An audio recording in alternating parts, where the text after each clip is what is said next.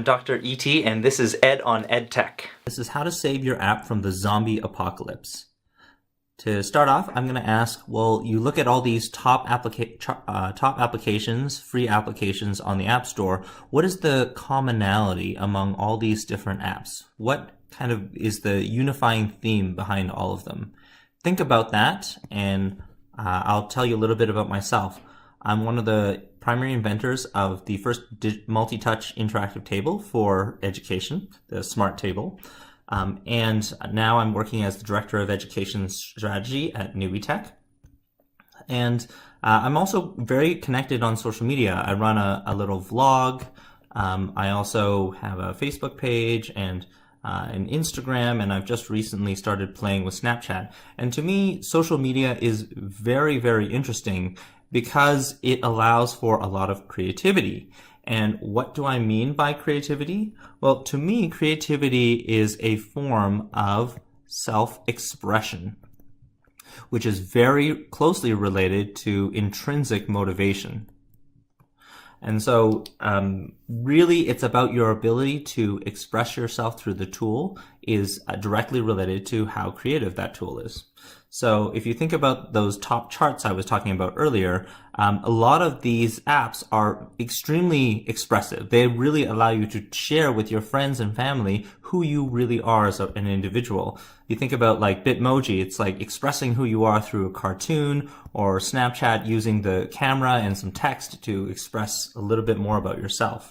It's kind of like the old stories that we would used to tell around the campfire. You know, people would sit around the campfire and they would tell each other stories. Now you're doing the same thing over the web. There's this kind of fundamental desire for telling stories. And if you think about like how we are normally taught about narrative, you know, you have the incident and then the decision, but that's all different now. If you look, we're much more focused on the micro story. And the micro story is about this surprise that you experience in life, and what is your reaction to that surprise. So in the same way, it's kind of like you have this incident followed by a decision, and it's much quicker. It's short-circuiting the narrative process. And I want to talk a little bit about pride. So pride is about what are the things that you've created that you're proud of, that you want to share with other people.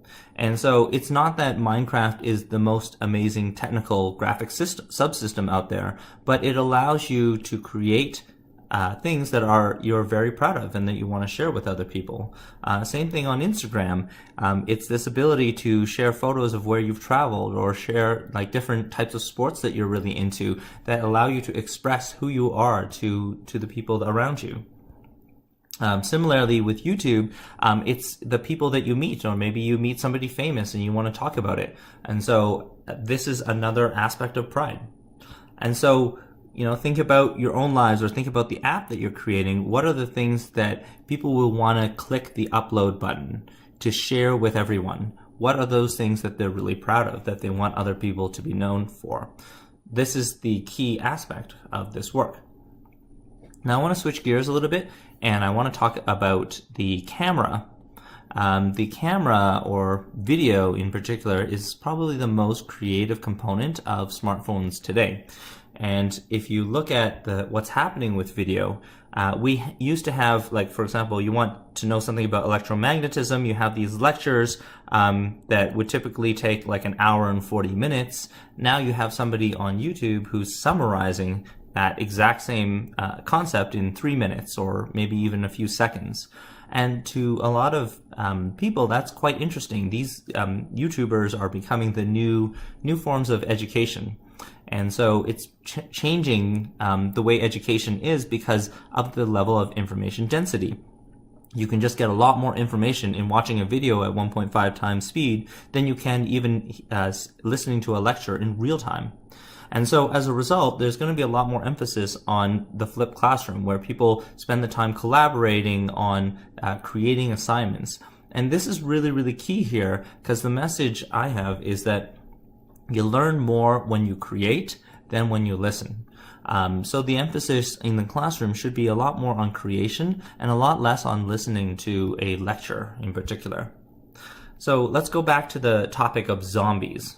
right? So in this case, what's on the zombie's mind right now? Well, it's probably brains, right? Like, so it's next meal. That seems to be the priority. They're very one-track minded. There isn't any connection between the different zombies. And there isn't a lot of differentiation between one zombie versus the next. They all fall into the background.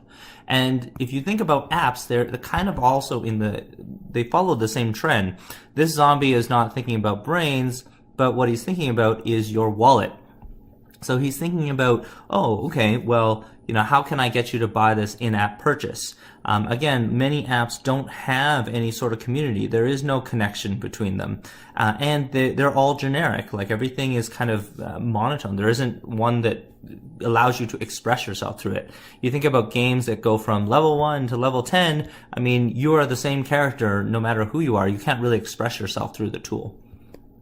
So some of the tips to avoid being an app zombie are: allow people to express who they are through your tool.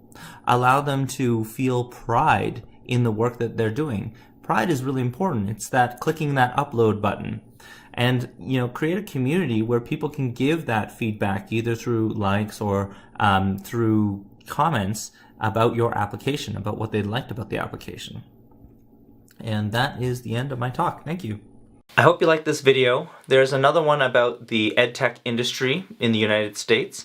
And if you want to see more videos like this, I'd encourage you to subscribe.